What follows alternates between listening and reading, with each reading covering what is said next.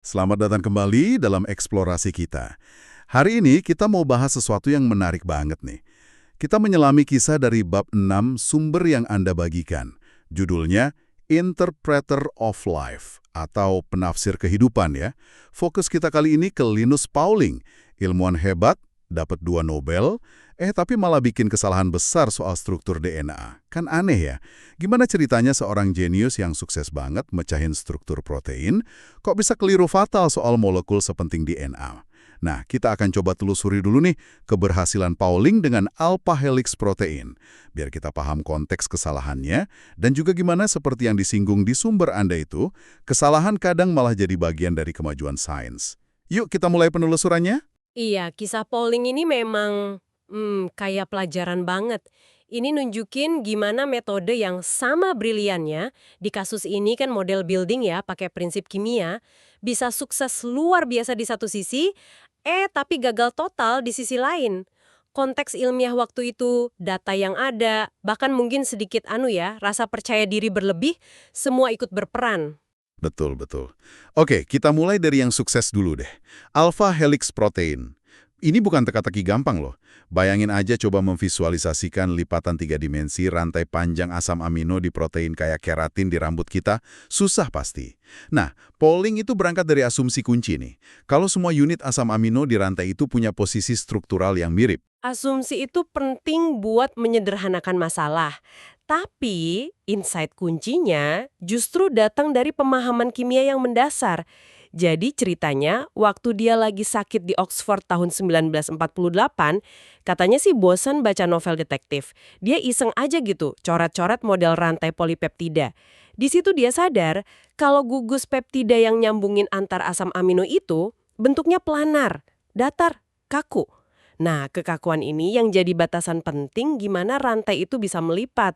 Oh, jadi karena datar itu nggak bisa sembarangan melipat ya? Terus, dari batasan itu dia bikin model helix spiral, kayak tangga putar gitu. Tulang punggung rantainya melingkar di tengah, terus bagian yang beda-beda asam aminonya itu nonjol keluar.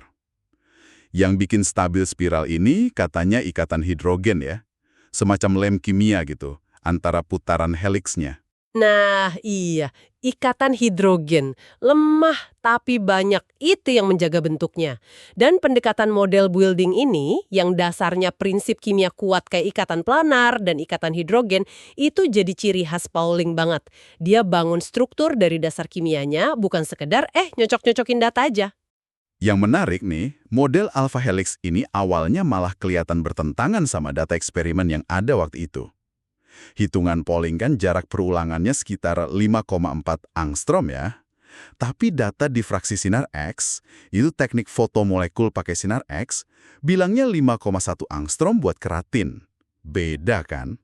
Ini bikin dia ragu mau publikasi, meskipun dia yakin model kimianya benar. Nah, ini dilema klasik dalam sains kan. Kita percaya model teori yang elegan atau data eksperimen awal yang mungkin ya belum sempurna. Pauling milih bertaruh pada prinsip kimianya. Ini penting sih, menunjukkan keyakinannya pada dasar-dasar ilmu. Saingannya di Cambridge, di bawah Sir Lawrence Bragg, juga lagi ngebut ngerjain ini. Tapi katanya mereka kelewatan poin penting soal planaritas ikatan peptida itu. Malah kekeh sama angka 5,1 angstrom dan ide kalau jumlah asam amino per putaran harus bulat. Malah kegagalan mereka yang bikin Pauling terpacu. Iya, tim Bragg publikasi model yang salah di akhir 1950, itu kayaknya jadi pemicu buat Pauling dan rekannya, Robert Corey. Mereka akhirnya kirim catatan singkat soal alpha helix, terus diikuti makalah lengkap awal 1951. Padahal itu masih berisiko loh, karena data tadi masih konflik. Tapi ternyata perjudiannya berhasil ya. Nggak lama kemudian, ada eksperimen baru pakai polipeptida sintetis yang lebih simpel. Hasilnya nunjukin perulangan 5,4 angstrom, persis kayak prediksi Pauling. Jadi, angka 5,1 angstrom di keratin alami itu kemungkinan besar cuma, artefak data aja. Konfirmasi paling keren datang dari Max Perz di Cambridge. Salah satu pesaingnya justru, setelah baca detail makalah Pauling, perut sadar kalau model alpha helix itu mestinya nunjukin pantulan sinar X spesifik di jarak 1,5 angstrom, yang mungkin kelewat sebelumnya. Dia langsung coba eksperimen, katanya sih pakai sehelai rambut kuda aja, dan beneran ketemu pantulan itu. Wah, itu pemenangan telak buat Pauling. Jadi sukses alpha helix ini nunjukin puncak kehebatan Pauling ya. Intuisi kimia, visualisasi ruang, berani percaya prinsip dasar. Mantap. Nah, setelah sukses besar ini, fokus dunia sains mulai geser nih ke molekul lain yang nggak kalah penting, DNA. Bukti kalau DNA itu materi genetik sebenarnya udah ada dari makalah Avery, MacLeod, McCarthy tahun 1944 itu kan. Tapi kok belum diterima luas ya waktu itu? Betul, masih ada resistensi, sebagian karena paradigma protein yang masih kuat banget saat itu. Banyak ilmuwan mikir protein kan lebih kompleks ya, ada 20 jenis asam amino. Pasti lebih mungkin bawa informasi genetik dibanding DNA yang kelihatannya simple, cuma 4 jenis basa. DNA itu dianggap molekul yang ya relatif biasa aja gitu buat tugas sepenting genetika. Pauling sendiri mulai mikirin DNA sekitar tahun 1951. Awalnya gara-gara dia kritik model DNA usulan orang lain, yang menurut dia kimianya nggak masuk akal. Dia sadar nih, butuh data di fraksi sinar X DNA yang lebih bagus daripada yang ada. Nah, ini yang bawa dia ke jalur persaingan baru. Dan disinilah bibit-bibit kesalahannya mulai muncul. Dia dengar Maurice Wilkins di King's College London punya data bagus. Tapi di Inggris sendiri persaingan udah panas banget.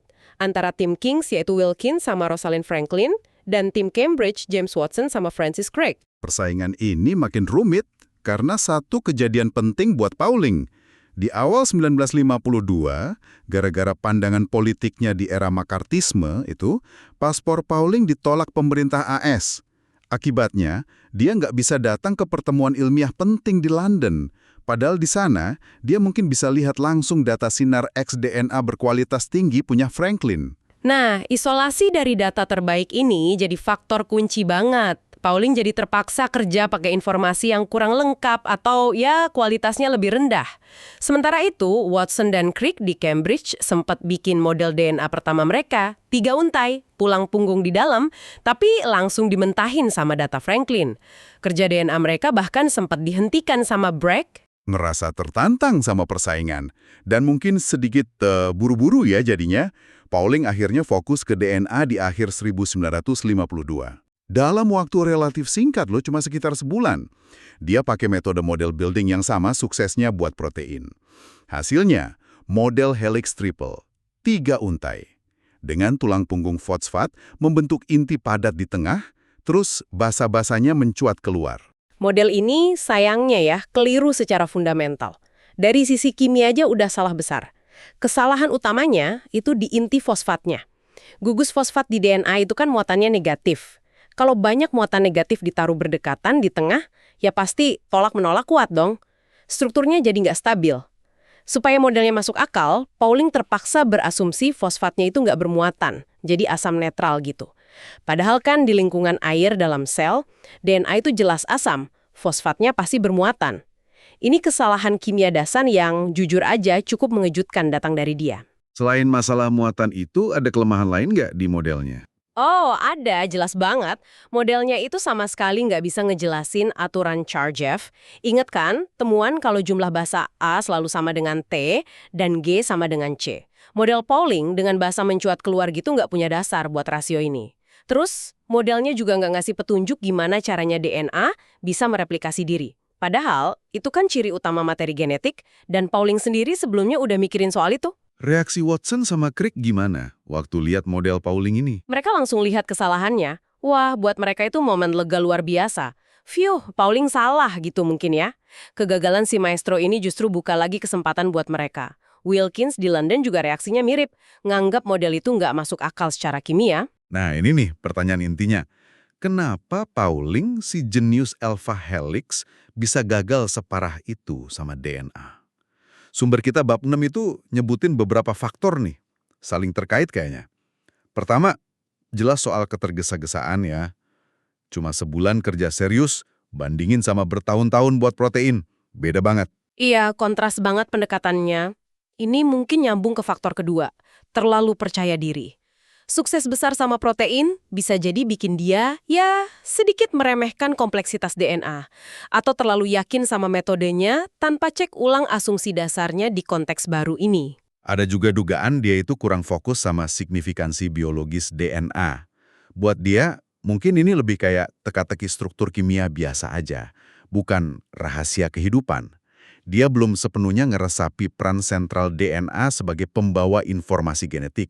Mungkin masih kebawa paradigma protein tadi. Itu poin menarik. Kalau dia nggak sepenuhnya menghargai fungsi biologis DNA, dia mungkin jadi lebih gampang mengabaikan data biologis penting kayak aturan Chargaff atau implikasi kimiawi DNA sebagai asam di dalam sel. Dia kayaknya lebih mentingin kecocokan model struktural versinya dia di atas realitas biokimia. Dan tentu saja faktor isolasi tadi ya, masalah paspor itu. Dia nggak punya akses ke data sinar X terbaik dari Franklin, yang ternyata krusial banget. Dia kerja pakai data terbatas atau mungkin salah menafsirkannya. Jadi, kalau kita bandingkan nih, ini kontras paling tajamnya. Sukses protein polling itu datang dari mengintegrasikan prinsip kimia kuat dengan pemodelan, bahkan saat harus menantang data awal. Kegagalan DNA-nya datang dari mengabaikan prinsip kimia dan data biologis fundamental demi maksain struktur berdasarkan data yang ya kurang bagus dan asumsi awal yang keliru, tulang punggung di inti. Metodenya sama, tapi cara pakainya beda secara krusial. Tapi ya itu tadi, kesalahan Pauling ini, sebesar apapun itu, malah jadi katalis. Gimana ceritanya bisa gitu? Nah, kabar kegagalan Pauling ini sampai ke Cambridge. Bragg, bosnya Watson dan Crick yang sebelumnya nyetop mereka, sekarang ngasih izin lagi buat kerja bikin model DNA. Persaingan panas lagi. Di saat yang hampir bersamaan, Wilkins di London, mungkin karena sedikit lega juga Pauling salah, nunjukin foto di fraksi sinar X B-form DNA terbaik punya Franklin, yang terkenal itu foto 51, ke Watson. Dan foto itu mengubah segalanya ya buat Watson. Pola X yang jelas di tengah foto itu kan ciri khas struktur helix yang nggak bisa dibantah. Itu pasti ngasih dia keyakinan dan juga parameter dimensi yang penting banget. Betul, berbekal keyakinan baru dan dimensi dari foto 51 itu, Watson dan Crick balik lagi bikin model. Ada momen penting juga waktu kolega mereka, Jerry Donohue, ngoreksi asumsi mereka soal bentuk kimia basa T dan G. Itu penting buat ikatan hidrogennya. Dengan koreksi itu, Watson coba pasang-pasangin basa. Terus tiba-tiba dia sadar, pasangan A dengan T pakai 2 ikatan hidrogen, itu bentuk dan ukurannya hampir sama persis sama pasangan G dengan C, 3 ikatan hidrogen. Wah, ini kan luar biasa. Pasangan ini nggak cuma bikin anak tangga helix jadi seragam, tapi otomatis ngejelasin aturan Chargaff. Klop semua. Itu dia momen ahanya, nyambungin data kimia Chargaff sama data struktur sinar X. Sementara itu, Crick, dari laporan Franklin yang dia lihat lewat Peruts, nyimpulin kalau kedua untai DNA itu harus jalan berlawanan arah, anti-paralel. Dengan semua kepingin ini, helix, dimensi, pasangan basa ATGC yang komplementer, untaian antiparalel, mereka akhirnya bangun model helix ganda yang ikonik itu. 2 tulang punggung gula fosfat di luar, pasangan basa di dalam, rahasia kehidupan. Kayak yang diumumin Crick di pub waktu itu. Jadi ironis banget ya, model Pauling yang salah justru malah nyemangatin pesaingnya. Dan lewat serangkaian kejadian ngasih mereka akses ke data kunci dan momentum buat nemuin struktur yang benar. Kayak kutipan James Joyce yang ada di buku sumber Anda itu. Kesalahan adalah portal penemuan. Watson sendiri ngaku kok, tanpa berita kegagalan Pauling, mereka mungkin nggak bakal berhasil secepat itu. Oke, mari kita rangkum sedikit buat Anda. Perjalanan Linus Pauling, sang interpreter of life dari bab 6 ini, nunjukin dualitas seorang jenius, ya. Ada kemenangan spektakuler dengan alpha helix protein lewat intuisi kimia dan model building brilian. Tapi diikuti kesalahan fatal soal DNA. Penyebabnya kombinasi macam-macam. Buru-buru, terlalu pede, isolasi data, sampai abai sama fakta biokimia penting. Tapi uniknya, kesalahan ini malah secara nggak terduga mempercepat penemuan helix ganda oleh Watson dan Crick. Ini jadi pengingat ya, kalau sains itu maju lewat sukses dan gagal. Bahkan kesalahan dari pemikir terbesar pun bisa jadi batu loncatan. Dan kisah ini mungkin ninggalin satu pemikiran nih buat Anda renungkan. Perlombaan DNA ini kan penuh persaingan sengit ya. Ada kerahasiaan, ambisi pribadi. Tapi interaksi antar kelompok, meskipun kadang ya ada konfliknya, ternyata malah mendorong kemajuan. Ini jadi pertanyaan sih. Dalam upaya kita mencapai penemuan besar berikutnya, Entah di sains atau bidang lain, gimana ya cara kita menyeimbangkan dorongan kompetisi yang memacu itu dengan kebutuhan kolaborasi dan berbagi informasi demi kemajuan bersama yang mungkin lebih cepat dan ya lebih etis juga. Pertanyaan yang bagus banget buat direnungkan. Terima kasih sudah bergabung dalam penelusuran mendalam kita kali ini. Sampai jumpa di eksplorasi berikutnya.